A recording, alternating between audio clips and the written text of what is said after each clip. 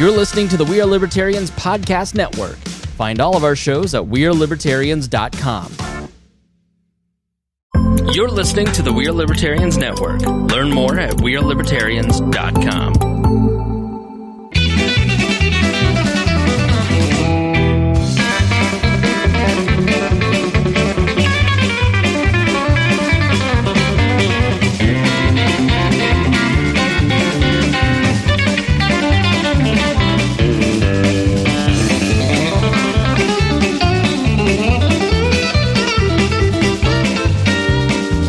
Welcome to the Boss Hog of Liberty podcast. This is episode number 216 of the Central Indiana's favorite podcast. Jeremiah Morrell here, joined by co-host Mason Rottinghaus and co-host / producer Zach Burcham. Zach, what in the world are we going to do today? Oh, we're going to talk about all kinds of things that we came up with at the last minute because we're on the show on the fly a little bit. We're going to talk about the bipartisan highway bill and all this road construction. Seems like it's already started based on my commutes to and just imagine how many more orange barrels are coming your way. To and from work. Are people going to be asked to mask up again? And then, of course, the Summer Olympics are happening. I'm not sure if anybody's watching it, but they are going on, and people are talking about them. So this show is about our opinions about our lives in rural Indiana. We're here to push your boundaries and make you think as individuals. Sometimes we'll provoke you. Other times we'll make you laugh, but hopefully you'll always learn something new. Just did about 20 minutes on, I guess on my grass, on cutting the old lawn and giving up on yard work. But it was good. It was a good conversation. And then it spiraled into some upcoming travels and Mason's ridiculous affinity for Garth Brooks. What's his real name? Troy. Where are the bodies at? Oh, I can't answer that. Okay. Maybe we'll find out next weekend. It's a secret. Well, join Patreon. Did he answer it? We don't know. Do have to thank our super Patreon supporters. $50 or more a month gets you a mention in every show. Those folks at this time are Christy Avery, John Phillips, Anthony Meyer, and Fiddler's Green Cigar Company, Chris Lamb. Got some stuff in the merch store. Good thing we didn't delete out that mask, Zach. Yeah. Yeah, so I'm getting ready to copy, and that's why I was get my phone out so I could put in the link tree that we are so nicely created for us. So you have BHL 1, 2, 3, 4 and mug, and still have the stuff to the mask because those might be coming back if some people have their way. We'll see. It's going to be a part of the conversation. We do need to say a special thanks to Audrey Davis and Lindsay Peavy and Dakota Davis for the condition of the studio. It is fantastic. It's never been more clean. They came over the weekend and did yeoman's work in putting this place back together, tidying up, cleaning up, a few hours worth of work. There's no dust. There's nothing. It's fantastic. Dakota was going to be here today, but because at about 5:00 we got a 2-inch deluge of rain, he got called out, and he's trying to make sure everybody's got their electricity. So we will carry on. And then we did have Chris Lamb scheduled. We discussed that on episode 215. He was scheduled to be with us. However, some stuff came up on his side, unable to do it this week. So we're going to reschedule, and we're going to catch that one up at a future date. So you get a very loosely planned episode about the things that I've thought about. And Zach did help. He had a few ideas. He pitched in there. We threw him in. We'll see where it goes.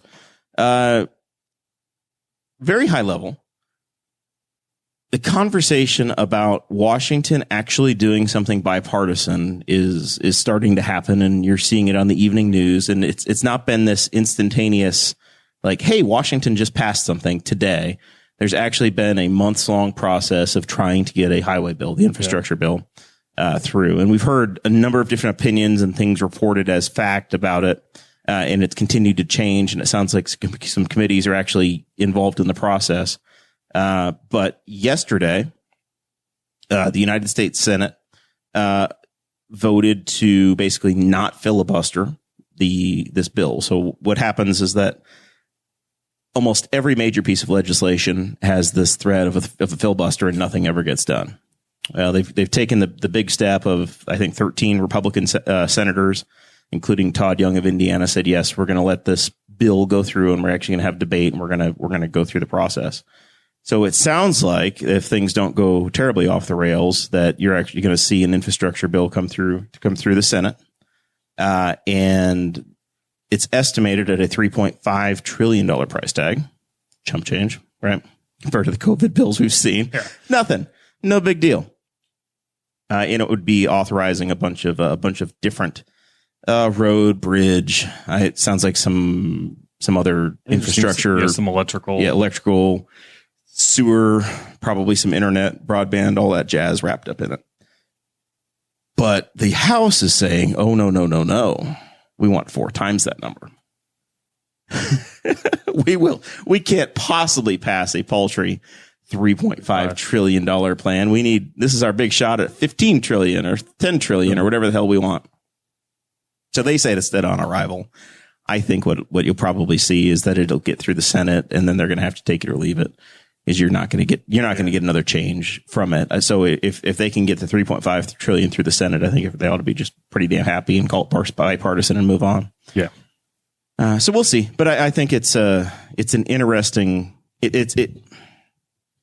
I've always said that you get one thing in a term as a president. Trump got tax reform. Obama got Obamacare. George Bush got prescription drugs and endless wars. But this might be the one thing that Biden gets in this term. Yeah. Especially in the first year and a half, essentially, is when this stuff has to happen. So maybe that's going to be the deal. I'm excited for them to actually, it'd be awesome if they just fixed roads as opposed to patched them. And you get done. I know we have some construction in Newcastle and someone's like, well, they shifted the lanes and on the part they've been working on, I can't tell they did anything. You just drive, it's like, oh, it's the same. So it'd be nice if they fixed them.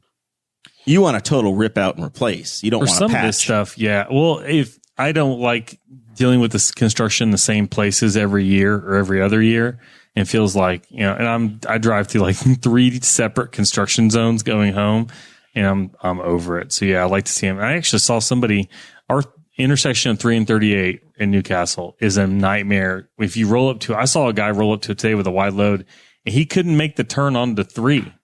He physically couldn't make the turn unless he would have gone all the way out around and come back through, take the whole intersection. And a police officer was almost there to help him because you can't figure out where you're supposed to go at first. You can't see it. And then by the time he saw it where it was, he couldn't make the turn because he would have drugged this huge farm implement over a concrete median. I was to say, I saw that yesterday. Yeah, I saw Literally it watched today. an 18-wheeler go over that median. Yeah, well, this guy wasn't going to do it because he had some huge thing. It was sticking out off the trailer even, so people couldn't get around him. And I followed him up Broad Street, which, because it was storming, was a river. Yeah. Some lady pulled out in front of me in the turn lane on 38 on the way here. So she was going straight, and she got over in the turn lane. These are some very interesting stories because I legitimately, I was on 38 today, coming back from Indy about noon. And I was between 2 oversized loads. I've seen a ton recently. I don't know what it was, but it was with escorts and everything. And I was like, oh, this is going to be interesting when I come up, because I know we're coming into the construction zone. I said, if they're trying to turn onto 3, I want to see how this works. You can't. The only way they could do it is to completely stop. And this is an intersection that's normally 38's 2 lanes with a turn lane, and then 3 is 4 lanes with a turn lane. So it's 5 lanes wide. And to make the right hand, but you can't make a hard right. You have to go. This guy went all the way to the left. Yes, and then he took the entire intersection and he did just fine. But the thing was I was behind him. So I knew he was going to need room. Yeah. Because I'm a big camper hauler guy. I know that he's got a horrible thing coming. So I'm trying to stay back, and there's another oversized load behind me. But there was one lady in a gray Chrysler minivan who decided she needed to get all up in all of it and passed me on the left just to get up into the left turn lane with him too.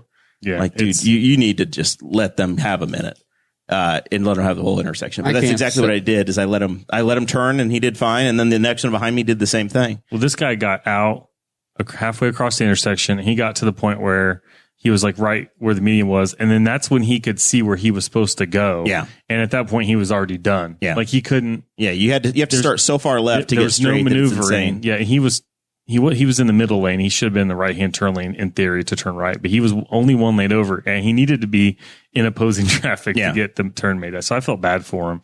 But so I don't know where he ended up. Last time I saw him, he was going down Main Street. I can't say anything. I'm part of the problem. I was coming eastbound down 38 into the intersection. Didn't know. I knew they've changed the lanes, but I didn't know they made the northbound lane also the southbound lane.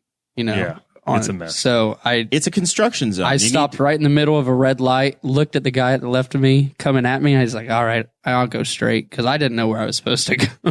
So I circled all around, went through the pharmacy drive-through at Kroger, went to the ATM, and got right back into that mess to go to the golf course. So the answer is take your time. Yeah. You have new traffic patterns. There's stuff happening. There's orange barrels. Don't speed. Don't get frustrated. Just take your time and get through it. Make sure you get home safe. I've been the guy on the other side of those barrels too, getting yelled at because something was screwed up anyway. So the last thing I want to do is have a car come rolling through into me. Bush. You get your bush apple. Bush. Apple crisp. Limited edition. Limited. What does it taste like? Is it like apple juice? Try it. It's delicious. It's a child's beer. You can't be over 30 to buy it. It only is marketed to people between 21 and 29 Natter years Days. old. It's Bush's Natter Days. It smells like apple juice. It is. It's like delicious. It's not like a Red's Apple Ale. It's not an Angry Orchard. It's very good. It's a Bush Light with apple juice in it. It's good. Okay. That's good. All right. I'm surprised it isn't like made with Mott's or like some Mott's applesauce. Just some it's like a conjunction with, or like, look, this is Bush Juicy Juice Light Apple, and it's just like made with real juice. Bill Lowry's in the chat, and he says the construction answer is the Rural King parking lot. That's the way to get around all of it. Yeah, I mean, and that's the best. He's not lying. I remember a couple years ago there was construction in Rushville, and it was right in front of their Kroger. Oh my gosh! Was it the Kroger or was it the Safeway or whatever? The other grocery store. It was a grocery store. Save a lot. And the official NDOT was 30 miles out of the way. Was like literally to bring you like back to Newcastle, like to take you, I think, to like almost to 30, like over to 38 and down. It was like, go to Shelbyville and Greenfield and Newcastle. It was horrendous. And then you got down there and you're like, you can just drive to this parking lot, and that's what everybody was doing. And I was like, yeah, this is the way. That's why if I'd have known where that guy was going and known how bad it was, that was the first time I'd been through that intersection and paid attention. I just go through coming home and I go straight up Broad Street. I would have told me I just turn right into Rural King, and there's even a light to get out coming out of the Rural King parking lot. But Bill's not lying. That's the way to go. That's going to be the local detour. Pull in at Rural King, drive all the way down to Aldi, hit the intersection right there, and go on your way. I guess it's whatever. It's hard to see what's going on because you said there's barrels. There are nothing but barrels. There's barrels everywhere, and you don't know. Depending on your perspective, I maintain that the traffic control people for that project, I don't know if it's the traffic control plan that NDOT put together or if it's these people and the way they've decided to execute it, but they have done legitimately the worst job of maintaining traffic in that construction zone of any project I've ever seen. I live here. I don't go through that intersection a lot, but I live here and I roll up, and every time I roll up, I have to stop and like, you really, and this is the worst thing you should ever do on a road. You shouldn't have to do this, but you need to stop like in front of the Kroger and like look around and figure out where you're supposed to be to figure out where, because for the first 2 days, there were marked police officer cars. If you're wrong, showing you where not to be. From Pendleton. You're 3 lanes away from where you should be. I'll explain why that is in a second. Yeah. There's a weird thing with that. Yeah. The contract the owner's contract tells the contractor, you have to pay a police officer to sit here. So then they will just go find a police officer to go make up extra hours, and they can hire them from wherever. It has to be somebody with a badge that's legal in the state. But it doesn't have to be a Newcastle police officer. It doesn't have to be a county or a state or whatever. It just has to be somebody. And if they got their take-home car program, they can go do extra work. It's oddly, they're doing work in Hancock County on 234 and there's a Kennard police officer down there. But one day it was Newcastle. Okay. And this was like within a mile of 109 and 234 on 234, and it was a Newcastle police officer one day. So yeah, it's Kennard today. Yeah, whoever they can get. Well, that's good because that means that's why I didn't see the Kennard officer when I was going through Kennard today. They were making extra down there. I'm eventually going to meet him during this whole ordeal, and I hope not. But the worst is the Caddis officer. That's the bad. I know him, I think. Well, that's not the fun one. I don't go through Caddis. I stick 234. I haven't gone 38. That town just sneaks up on you. Yeah. You get going 60. Oh, 30. It's just easier not to speed. It's not worth, or Markleville. It's not worth the time. I tried to cruise today, but it's just, yeah. So, Zach, your kids are going back to school. In a week. You been mask shopping for them? No, they used shields last time, and we'll see what they do. But I didn't. That's one thing. I told my wife that the CDC released some recommendations, and they think, and no matter what your vaccination status, that you need to wear a mask if you're inside in areas that are high transmission, and basically anyone in a K through 12 school setting. And I told my wife, she's a teacher. She's not K through 12. She's just outside that. She might try and use that to her advantage. And she just kind of, but my kids had face shields, and I think they never had to wear them in class. They had to wear them in the hallway. So we still have them. If not, we'll order more from Amazon. But Zach, there was a grand bargain. The president said, get your shot. You don't have to wear your mask. You can throw your mask away. I haven't had a mask on my face in 2 months. I don't know if I could find my masks at this point. Yeah, I have to find mine too. I'm done. Yeah, I'm out of the game. I'm waiting for something. I mean, I work in Marion County, so I'm waiting for something to crack down. I mean, unless the governor wants to send me home again, I'll take that. But I don't want to have to wear them around the office either. It's just not fun. So James Briggs is the Indianapolis Star columnist, and he wrote that government rules aren't going to stop the latest spike in COVID-19 cases. Here in Indianapolis, the government probably won't even try to stop it. The masks, the social distancing, that was all supposed to just buy your time so that you could get the vaccine. And if you didn't get the vaccine at this point, it's your choice. That's your fault. Yeah, I know that there's a handful of people that have to socially distance because they are unable to do it, but they're going to be the ones that have to wear masks. If we go back to this mask crap again, the only people wearing masks are going to be the people that are vaccinated already, that are trying to play by the rules and do the right things. If you're not, and even a lot of the vaccinated people like me are going to be the hell with it. I've already done my part. Yeah, but you're going to have a handful of people that are going to just wear the mask to be. I killed off somebody's grandmother to get the vaccine. So, I mean, I know at work, some people aren't getting it apparently, or didn't get it because they're wearing masks around the office when they're up and around. And then we had a couple women that are pregnant, and that's a group that I've seen somebody say, "Oh, there's no reason to think there's anything wrong with getting vaccinated pregnant," but they haven't. And I know some people who are also kind of in that world, and they're not getting it because they're pregnant, and they allowed them to stay home for a couple more months until they're done with their pregnancies and work from home. And so I'm fine with that. Do whatever you need to help those people. But yeah, I had the hardest time, and it's because I don't really know anybody, but I had the hardest time being sympathetic at this point. If you're not vaccinated, then man, you're gambling. You've had the choice, right? You've had 4 months. And the Delta variant apparently is like nasty compared to the initial run. Like that's what they've said about all of them, though. I have a little bit of skepticism about this variant's worse than that one, and we're going to use more fear tactics. I think at this point nobody knows. Government doesn't know. Government likes to pretend like it knows, and it likes people to obey and listen, yada yada yada. But if you've made the decision not to take it, then that's a risk you're taking. And if you think that taking the vaccine is too risky, then that's your decision too. Yeah. We all have consequences, I guess. It's you have options and you have choices, and do what you want. We'll see. I don't know. The facts tell me Frank Reich is a great example. Colts head coach. He's fully vaccinated. He tested positive for COVID, no symptoms whatsoever, and he's feeling fine. Yeah. So if you got the vaccine, it's going to be a nothing burger, and if you don't have the vaccine, then it might be a lot worse. I don't know. We'll see. I got my shots, so I think I'm okay. I got 2 shots. 2 shots. And I never had any problem with it in the beginning. Like, it didn't bother me. I had one day where I was knocked down. The second shot. Shots didn't bother me. I've never really been. I think I have COVID. There's a chance I have COVID. So I'm looking forward to the opportunity to get my booster shot so that I can sleep like a baby again for a night or two, because it was the best night's sleep of my life. It really didn't do anything for me. Well, you're not old like Zach and I. I spent a day wearing sweatpants covered in a blanket. It was 80 degrees. I'm not really up for that, but we'll see. Yeah, we'll see. I don't think much is going to come from it.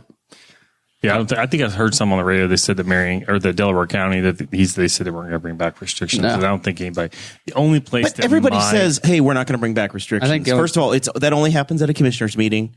They meet twice a month, and they have an opinion until they don't have an opinion. They change it. The only place I think that might do it's Marion County, and I don't think it's going to be as full fledged as because they've committed to 100% Colts games when Bankers Life's open back up. It's 100% Pacers game. I think they realize the monetary value of restricting again. So I don't think it's going to happen. The bargain, I still come back to the bargain that people were making was we had to wait on the vaccine to exist. Right. Now that the vaccine exists and you've had many months to get it, I mean, it is what it is. The CDC and you can still go get a Johnson & Johnson, right?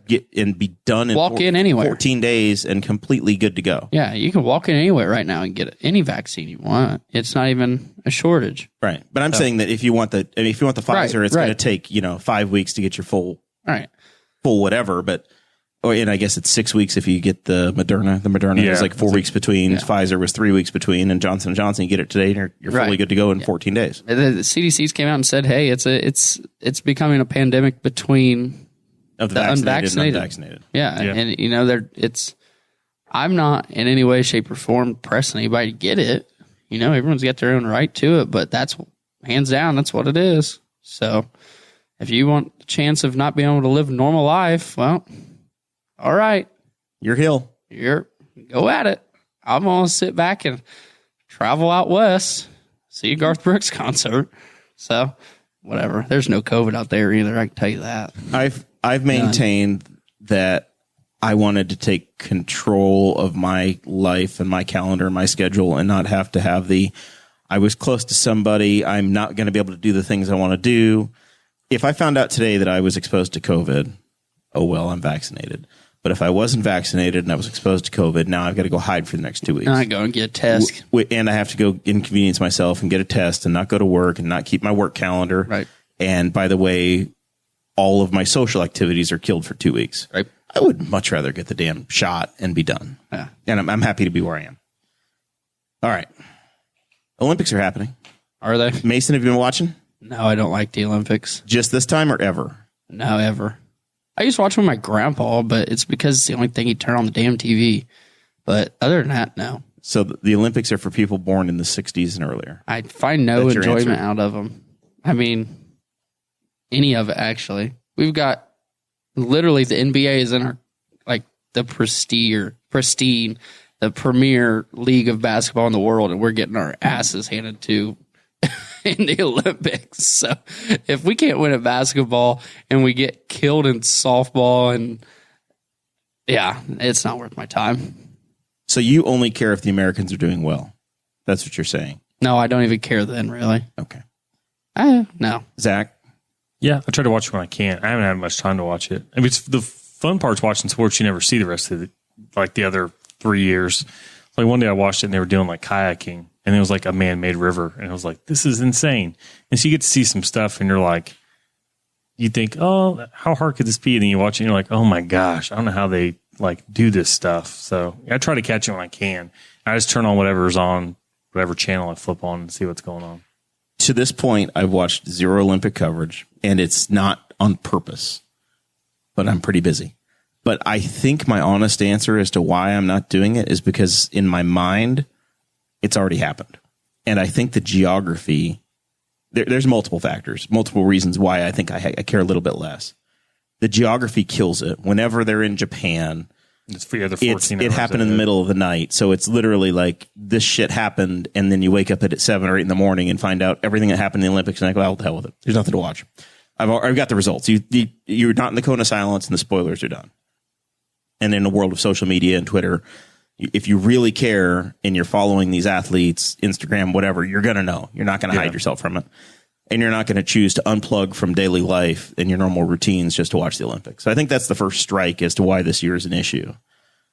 The next strike, I think, is because of the pandemic, it's a year off. So it's not when it was supposed to be. And you haven't had the normal run up to it that you're supposed to have. And I assume that you don't have the normal crowds you're supposed to have either. Because normally you would have... There's no crowd there. You turn on... To me, the Winter Olympics are always a bigger deal to me than not, right? I loved watching skiing with my dad, my grandpa, snowboarding, skiing, bobsled, skeleton, luge. Those are like the pinnacle events to me of the Olympics. And you would hear, if they're in the Alps or whatever, you hear the bells and the screaming of the crowds and all that stuff. And I assume they might be trying to pipe in some noise, but it's not the same atmosphere. Yeah. That's a big part of it for me. Isn't it in the US next in 2024? Los we should- Angeles again or something like that. Maybe that's in like 2028 or something. Yeah, Los Angeles will be It's hosting the coming Olympics. up. But there should be a Winter Olympics like next year. Yeah, the Winter Olympics, and it's in. It was in China. Yeah, they'll be in Beijing. They'll be the first people to host a summer and a winter games in the same location. I think within almost back to back. So yeah, we have more Olympics coming up in February. So literally, Winter Olympics. yeah, the Winter Olympics, Winter. the premier Olympics. Where's in my that opinion. Beijing. Okay, and then the next Summer Olympics is when? 2024. Where at? I forget how long out they've got all that stuff. Because I've heard that they're having issues now. Like there's a town that got the Olympics like for the next summer games that they've picked, and nobody else applied. Like that was their only option. 2024 will be Paris. Oh, is that it? So that will be, to me, that's going to be a much bigger deal because it's in Europe and it's only 5 hours off of us. So I think that's going to matter more. That's a trashy and then town, 2028 in Los Angeles is going to be massive. That's why I don't go. There's trash all over the streets. I can see the Eiffel Tower in Mason, Ohio. 2026 is going to be in Milan, Italy. The Winter Olympics in 2026. Oh, that'll be. Yeah. 2028. Find that one out. They're doing some European. I might get tickets at 2028. Los Angeles. Is that it? Yeah. I'm not going to LA. I heard that's trash too. Christy Avery wants us to make the clarification. It's the men's basketball team that are embarrassing themselves. The women are doing just fine. I don't watch women's basketball. You need to watch your mouth. Christy has been just a saying, Indiana I'm not Fever I'm not season saying. ticket holder. Let's be honest, the WNBA, in terms of actually watching people play basketball, has been less of a joke than the NBA has been for its entire existence.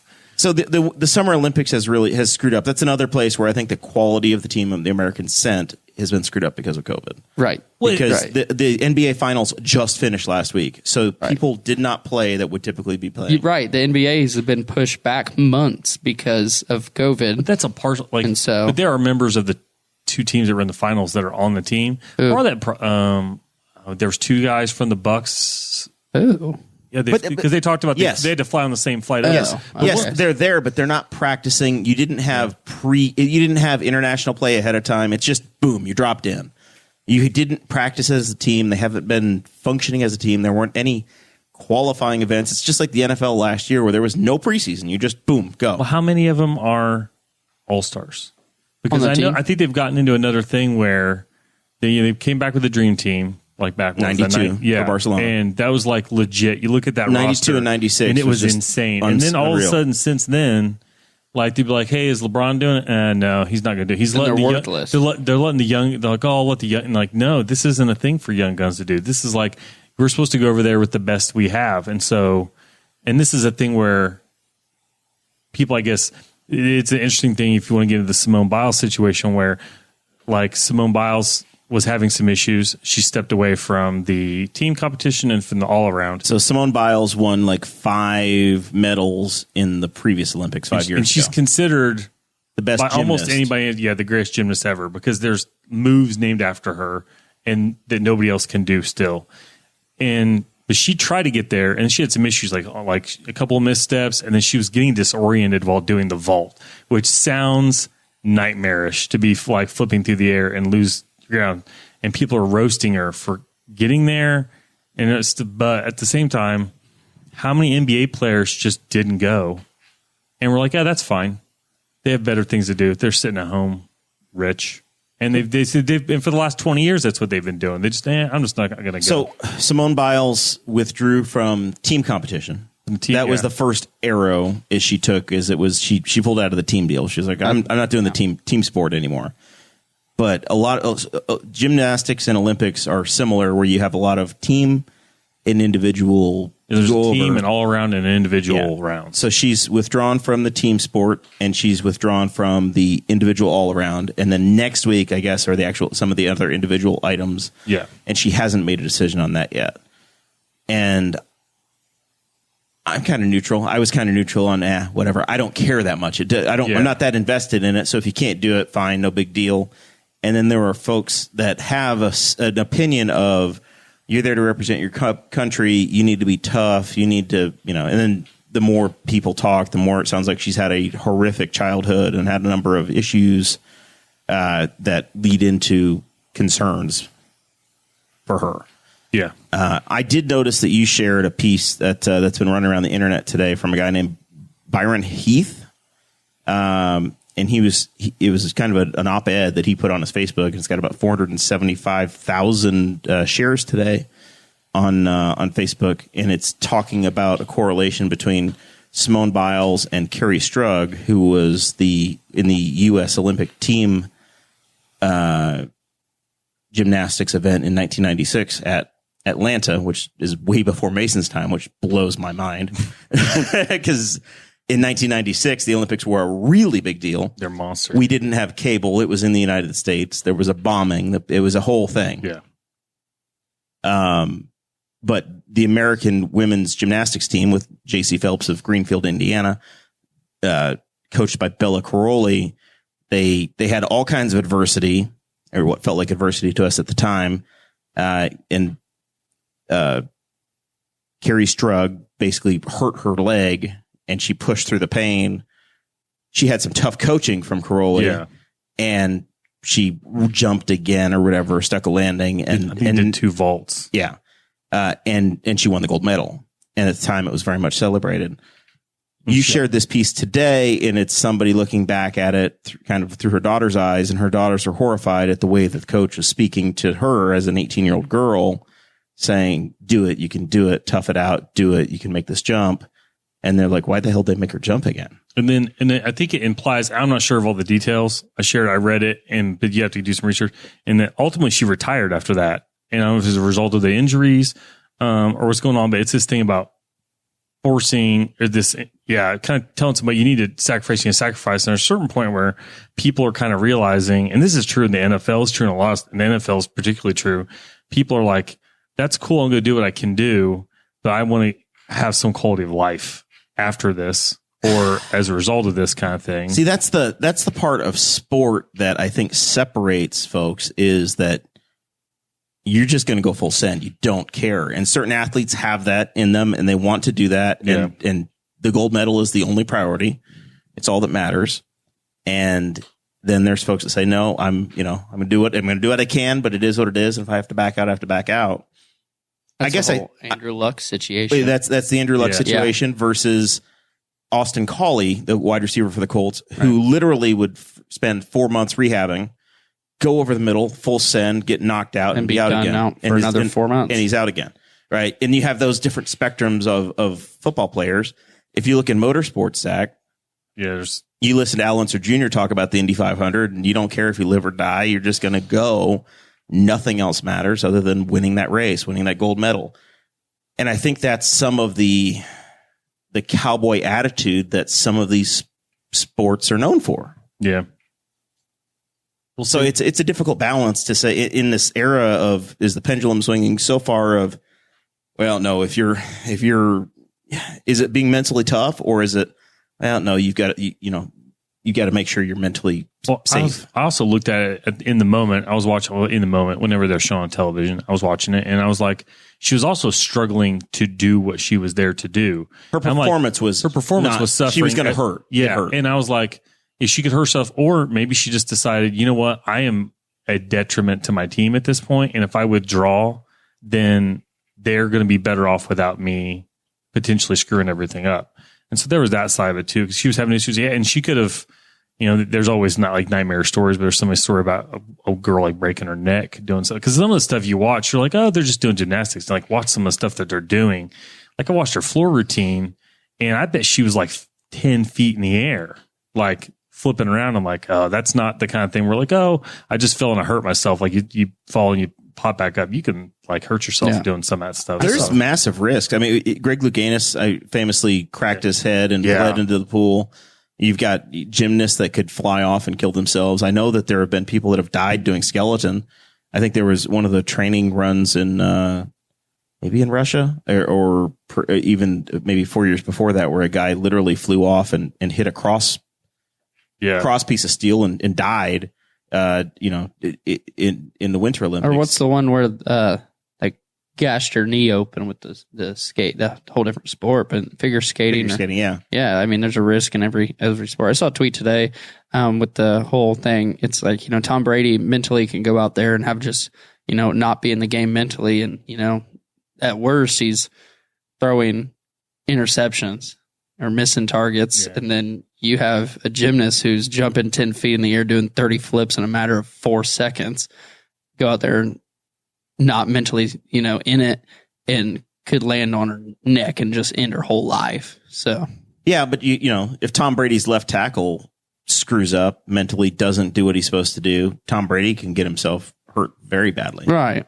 His knee could be blown out and he could be done for the year too. But one wrong move and you're not all the way in it. Yeah. It could become a matter of life and death. I'm not supporting or disagreeing with the situation anyway. You're a locker room guy. It's just locker room talk. Listen, you're an athlete. You've done this. So would you push, you're a pitcher. Say your arm's torn up. Would you have forced through to try to finish a game, or would you say, screw it, I'm done? I mean, how do you make that decision as an athlete? I knew at high school was probably going to be the end of the road for me. So like if I was talked to by a coach, the first step as a coach in baseball and somebody's arm's hurting is usually, we got to get them out. Because arm health is like trying to protect the player. Exactly. And that's what you're trying to do for the long run for the player. And not only that, but for your team in the meantime. But, the first thing is, hey, we got to get them out, get ice on them, whatever. Me, everyone's got a different mindset when it comes to their sport. I'm kind of, I started it. I think I've got to finish it.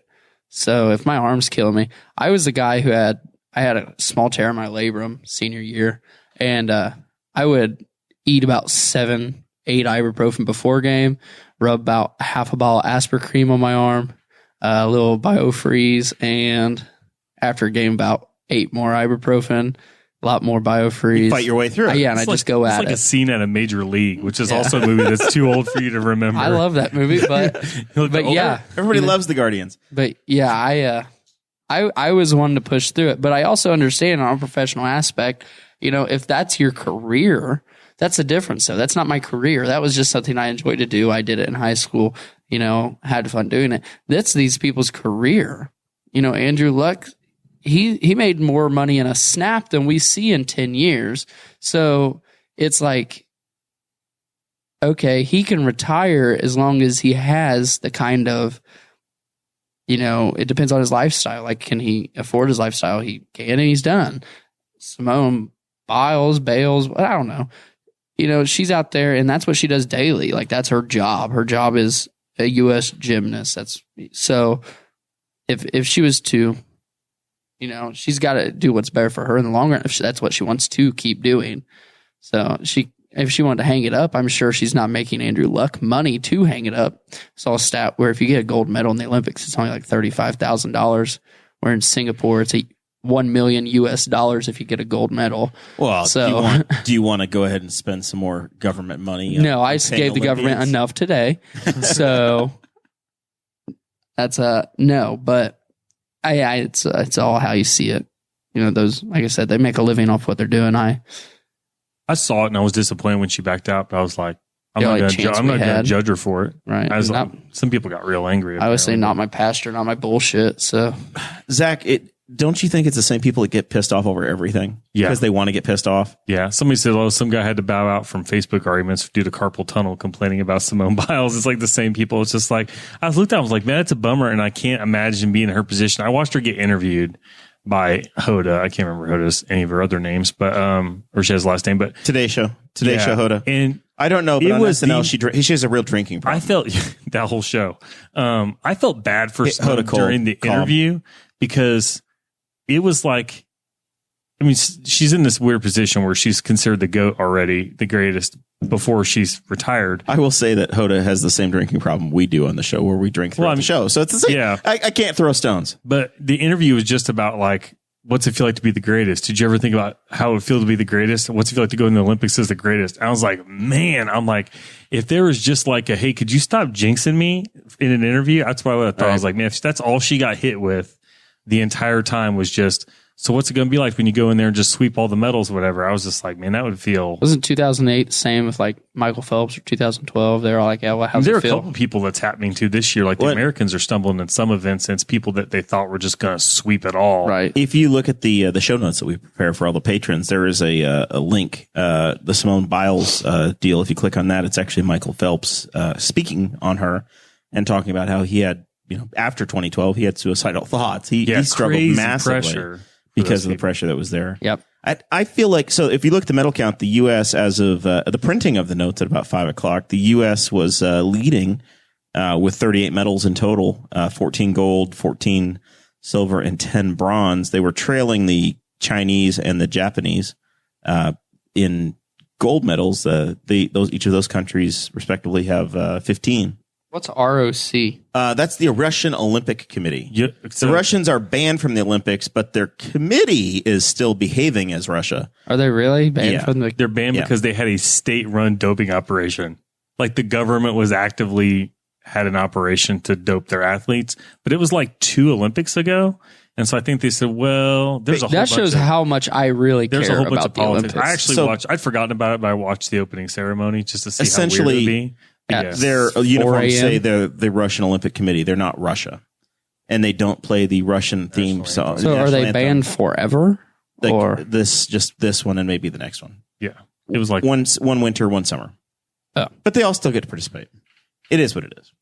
As 1 month later. like a slap on the if wrist. you want to kind of get thing. the weirdest political and see how just kind of crazy the Olympics is with politics, watch the opening ceremonies as they try to explain their way in and out of various things, because there's areas that aren't independent countries, but the Olympics consider them an independent country as a compromise. And you had the Russian Olympic Committee thing, and it's just all these weird things. Well, this isn't really a country, but they came up with this agreement to allow them to represent themselves. And you're like, this is a weird world that we live in. But yeah, the Russian Olympic Committee is an interesting Being thing. a country, to be a country, all you have to do is have one other country agree that you're a country. Yeah. But everybody won't recognize you as a state. That's why if you fly through Israel, you have to have a couple of passports, because you need a burner passport so that the non-Israel recognized countries can let you in too. Yeah, it's a convoluted world, as Zach said. Yeah. All right, so that's the Olympics update. We will, I guess, we'll continue to monitor. Maybe. Yeah, you will. Maybe. I won't. Plausibly. No. Yeah, we'll be back on Wednesday. We'll have a report after the first Nashville trip. Yeah. Pure ridiculousness. Speaking of Tom Brady, though, did you see the video of Tom Brady? I don't know if that's real.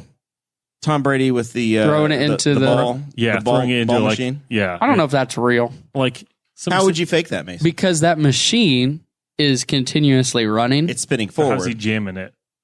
There's no way you're jamming that. for a second. It's Because it spinning sticks that- for a second before it comes That's back. why I think it's fake.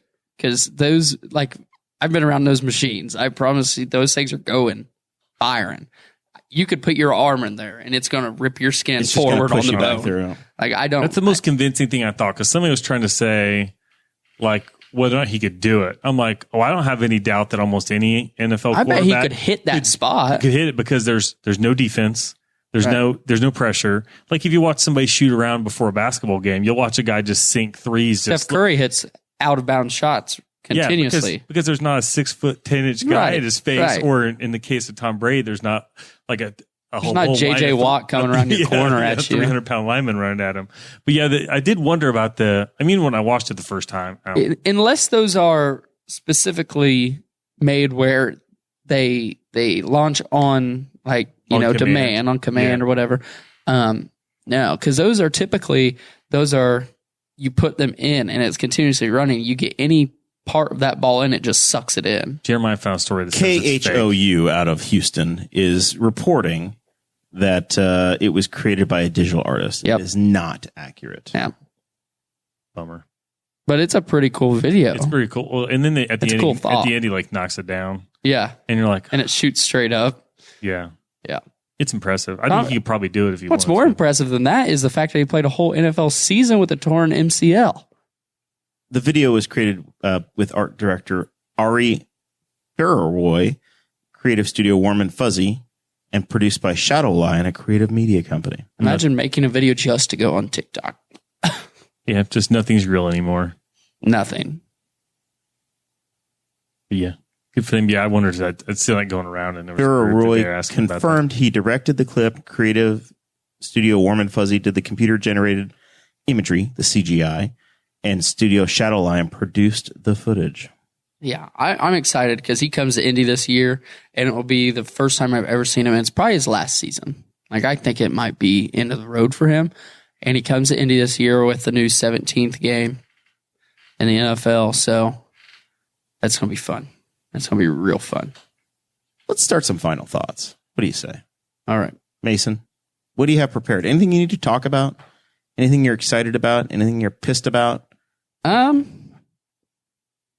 Yeah, I'm always pissed. No, I'm excited for this weekend. You know, it'll be my sixth Garth show. I'm going to get a Sharpie and write number 6 on you, in just like 3 the Jimmy years, Buffett concert. Which is kind of impressive to me because he doesn't tour every night like a normal artist. You know, he doesn't have 4 or 5 shows a week. It's more like 1, maybe 2 a month. So I'm excited. I know I conned Jair into going and Sarah. So that's going to be a good time. And our plan is you bought an extra ticket. So we had a 4th and then they kind of dropped out. You're recently single is what you're saying. Yeah. So, I'm 4 years recently single. Well, this young lady that we will use a Garth Brooks reference and call her Allison Miranda. She's no longer able to go with you.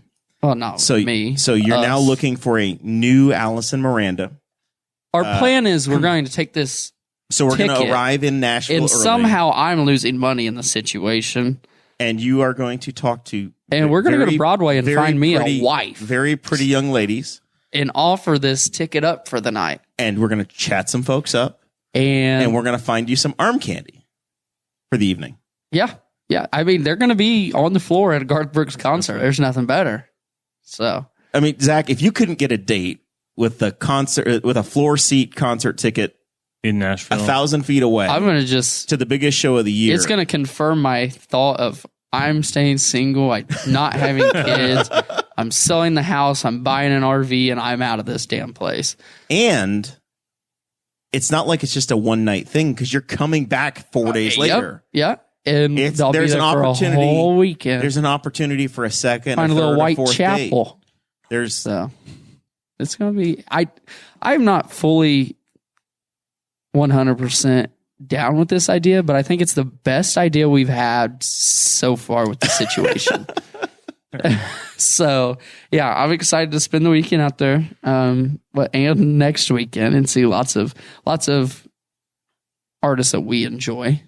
So who is going to open for Garth Brooks? Have you determined? So they're doing. I think what they're doing is their normal Opry. So they're gonna say whatever doodle-doo WSM and like this is the Grand Ole Opry, and all of a sudden you're going to have the fiddles, and so this is going to be a Grand Ole Opry. Yeah, they're live from the Garth Brooks concert. Then they go back to the Grand Ole Opry to do the big part of the show. So I think we're going to see some bluegrass artists because that's typically how it goes. Probably like Jeannie Seeley because that woman has opened the Opry for 40 years. So we're going to get like years. Vince Gill. Then Luke Combs and then Garth Brooks. No, I don't think anyone that big, but I think there has a chance. Ricky Skaggs. I would be okay with Ricky Skaggs. You think we'll get Ricky Skaggs? Yeah, get them Highway 40 Blues. Yeah, I'm excited to see one more time before he's gone. Yeah, hopefully never. He needs. If he dies, I'm going to go to his funeral. Jesus. So I mean, Mason travels, so I wouldn't doubt it. I'm not betting anything against it. He How old is Ricky Skaggs? This is the question. He is. Let me guess. Hold on. Ricky Skaggs is 61. I'll just tell you from the picture, he looks 87. Well, that's the same with Randy Travis, and he's only 62. Tell me he doesn't look like a long-haired Jerry Springer. You can't see that, can you? Really you can't. does. Yeah, it looks like a long-haired Jerry Skaggs Springer. is 67 years old. Is he that old? I'm going to be honest. How old do you think Garth is? Probably about the same, but Ricky Skaggs has not aged very well. Garth is 59. It's close. But Randy Travis is 62. Randy Travis had a stroke, buddy. He looked old before that. Okay. But yeah, like I said, excited for the weekend. Excited for a new How old twist. is Garth Brooks? 59. Okay. Right? When did he turn 59? October. Right? No. No, that's wrong. It was this year. It was March. February. Close. I'm impressed. I mean, Garth's been popular for longer than Mason's been alive. Garth's been popular since 1989. I have Garth Brooks albums on cassette. I actually just got 3 new vinyls of him today. Well, they're not new. They're singles, so I can frame them. But yeah. Which ones? I got No Fences. No, I have No Fences. I got Fresh Horses. I got In Pieces, and I got The Change. In Pieces is my favorite album. $11 each. In Pieces is my favorite album. Yeah. For sure. The iconic red and white shirt with and then it's the red and black, and it's a red and black shirt. And it's checkerboard. Yeah, checkerboard. Yep. Yeah. Yeah. And then all the song titles are either Fresh Horses or I had that on cassette. what? I go to the Garth Brooks concerts wearing a white t-shirt because that's what he did on Sevens. Yeah. And it's really easy. Mason thinks it's hilarious. Whatever. Whatever. Enough, He Garth? got in It's good enough he for got me. in my car today. We went to the Elks for lunch, and he was putting on a pullover, like a button-up shirt over a white. I said, just wear your Garth shirt. So just wear your white t-shirt. But Anyway. no. All right. So it's gonna be a big weekend. Yeah, get a new twist on IndyCar. You're going to be, IndyCars are still a week away. Yeah, that's true. I am excited to see what the track's going to look like ahead of time, to be down there like 4 or 5 days in advance. Some like construction. And to kind of scope out what it's all going to look like. So I'm excited about that too. Yeah. It's Nissan. I'm really excited for this Garth concert due to it being in Nashville. Can we just call it LP Field? LP? Yeah. What's LP? What it used to be. No. It used to be Adelphia Coliseum. Honestly, It used to be Nissan LP. Stadium from the outside looks like a trap. I've been there. I've Just watched. be weird and call it Datsun Stadium. You could really date it.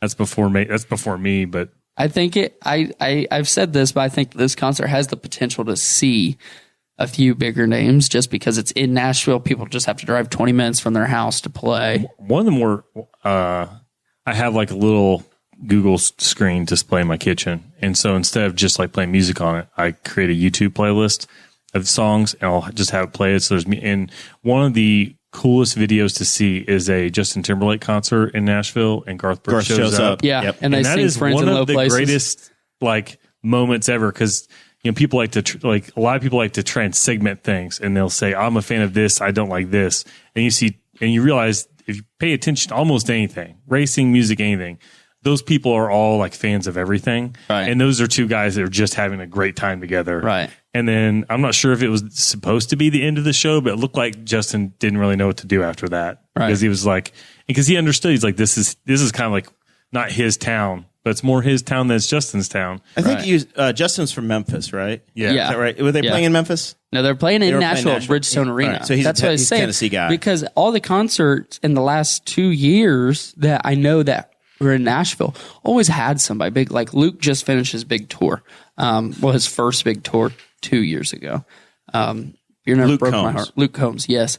And he closed it out in Nashville with 2 nights. Well, the first night he brought out people like Thomas Rhett came out, Keith Urban came out and played guitar, and it's just because everybody lives around here. Just like for entertainment. Right. They're just going to go over there and hang out backstage for the evening, which is what it looked like in that video. Right. Look up the video. It looks like that's what Garth's doing, because Garth comes out and he's in like a Carhartt jacket and jeans. Yeah. He's not dressed I mean, for he a probably show. just pulled up in his Chevy truck, parked outside a door, he just- walked in, and he's like, yeah, I'm here. He's in like It's like he's in like a green room. We just go chilling. to, on a smaller scale, we go to Jay County Fair, where I believe Jared and I have more teeth in our mouth than the whole crowd had together.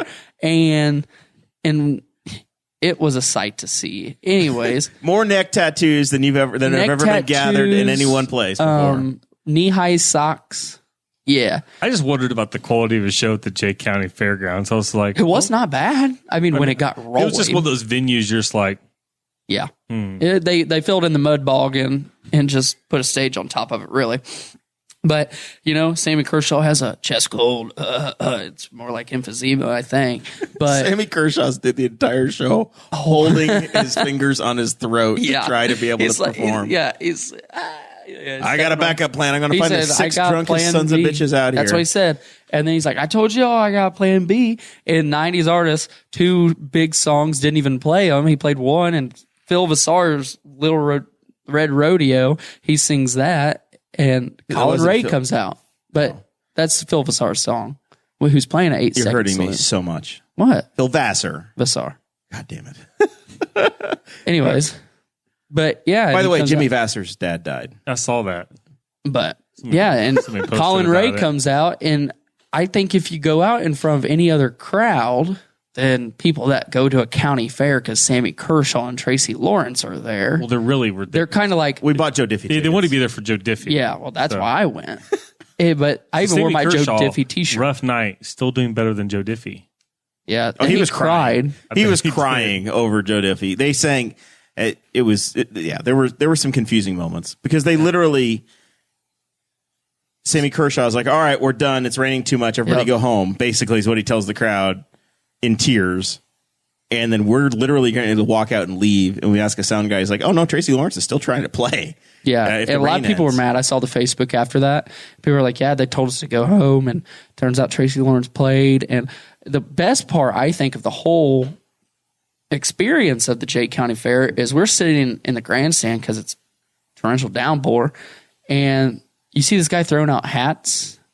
Then it goes to a couple T-shirts, a couple bottles of water, and I say, if it was beer, I'd be interested. No shit. Comes out, has a whole case of Bud Light. They start just chucking beers. And in the I'm not stands. saying lightly. This man is rear back and 2-stepping, boom, into the stands with Bud Light. I looked. The Tennessee Titans Stadium was built as Adelphia Coliseum, 1999 to 2002. Lost naming rights 02 to 06, and then it was LP Field from 2008 to 2015. Yeah, it looks like a Nissan death trap Stadium ever outside. since. That stadium does not look nice outside. Inside's different, but outside it looks like a real janky roller coaster. Like it looks like scaffoldings all around it, but it's actually just the building. I was flipping through pictures on my memories thing, and I have pictures of Lucas Oil when the roof was still just a frame. Right. I just drove by. I was like, "Oh, look, they're still building that." So If you go to the Wikipedia page for Lucas Oil Stadium, the in construction picture is mine. I'm attributed. Yeah. Yep. That's terrible. Attributed. That's terrible. It's mine. You're a user on Wiki. You can go in and just change shit all the time. I mean, 15 years ago. We sure. were told in high school, don't use Wikipedia. Yeah. People change stuff in there all the time. Yeah. Don't use it. College, same thing. Don't use it. sometimes it's entertaining. I like to read some of them. Especially during the Olympics, people make quick changes to it. I love it after people. Purdue IU games because when Purdue beats them at Assembly Hall, they'll be like, or type something up like If something funny is up there within like 30 Mackey seconds. Arena or Mackey South or something like that is in Wikipedia, nickname Mackey South. Zach, you got any final thoughts for us? No, normal L and K. The weather's supposed to get nicer. Let's hope it does. I don't know where. I have 80 next week. I don't know where everybody's listening from, but it's air you can wear season, and I'm over it here. Like I thought it would cool off after the storm, and it just got more muggy. So I'm hoping it cools off. Have you been watching The Clueless Farmer? This is my final thoughts. Have you been No, watching The Clueless Farmer? I need to get caught up on He it. released another video today. Mark Brim is a week into his farming career. There were 2 back-to-back episodes of him trying to move all his crap from Indiana to South Dakota. He made it. He had a 20-hour drive that should have taken him 12 because he was driving they packed for 3 days. They went on no sleep, and they got in the car and they just drove straight through, and they packed so much junk that nothing was secured in the back of the truck, so they couldn't stop and get a hotel room. So instead of it taking them 11 or 12 hours to get to South Dakota, it took them 20. And they were barely able to speak when they got watched there. I think the very first episode he put out of his travel. I got into it because I think you shared it on Facebook or something. And he's like, yeah, we stayed at that hotel. And he's like, not happening again. He was like, no. I'm about positive. I was like, ugh. He said, it's cheap. It's cheap. This week's episode starts with him being so delirious, he realizes he had left his truck door open all night. He's just like, oh, well, screwed that up. So he's running combines already. He's figured it out. He's harvesting wheat or grains. So or whatever did he he's buy doing. this property with all that on it? It's his father-in-law's. He is a ranch hand. He is he's farmhand for the family business. It's trying to learn like family land with this with his wife. Trying to So learn is how it his goes. wife taking it over in the future? I think Is he's that- had a standing offer from his father-in-law to come out there and learn how to take over the farm. I don't know how much the takeover was. Learn how to farm. I do love that Mason watches our show and listens. Yeah. And He got just the full explained all this a update from couple Mark weeks Bram ago. when he was on like episode 2 to 11. What? Yeah. Oh, yeah. Yeah, Mark was just here, and we'll have him back. All right, that's enough of this. You guys are awesome. We appreciate all of your support for joining us, being a part of the show. Jump on iTunes, rate us 4 stars, 5 stars. 5 would be good, but you do what feels right. We'll be back on Wednesday next week because we do have that big trip to Nashville, Tennessee scheduled. We'll be back on August 4th, Wednesday. We'll see you then.